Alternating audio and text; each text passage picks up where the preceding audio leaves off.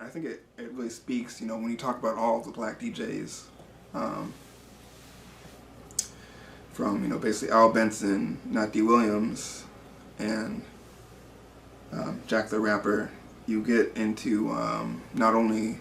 the popularization of the R&B and black music at the time, but you also get into what were the foundations of rap, because we already talked a little bit about the speaking style of black DJs and kind of just the flow and kind of just really building up basically what the MC was at the time. And if you think about what the MC became at hip hop concerts, there's a lot of similarity there. The style kind of gets extended, but even if you're just talking about rap and hip hop, there were of course there were rapping DJs early on, or you can say spoken word DJs, however you want to phrase it. But another factor was that for WRD in Atlanta, and of course more specifically when Jack the Rapper was in Miami. So the Miami airwaves, specifically at night when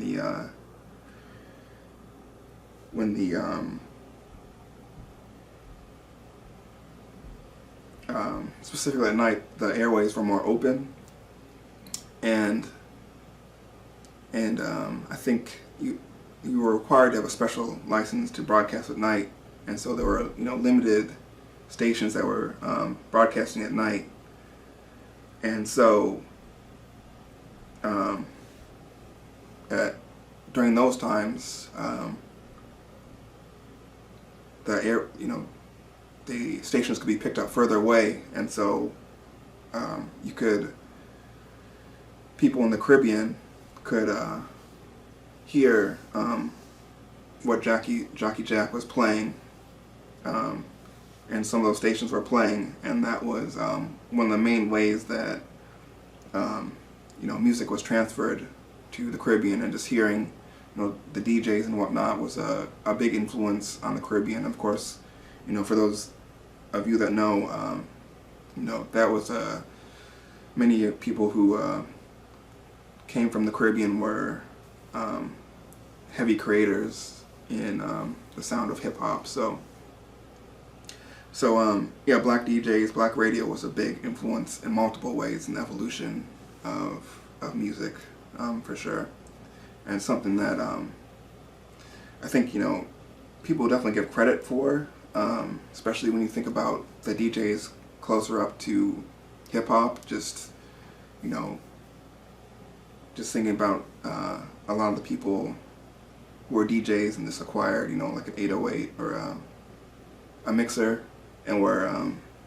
making tracks that way, and kind of just transferred straight from a sort of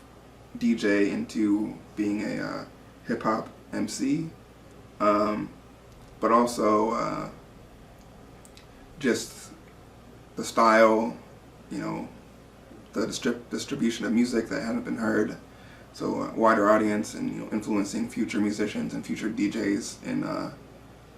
taking that up, and further evolving the craft, and revolutionizing American music. So it's they get credit, but I think sometimes people just don't go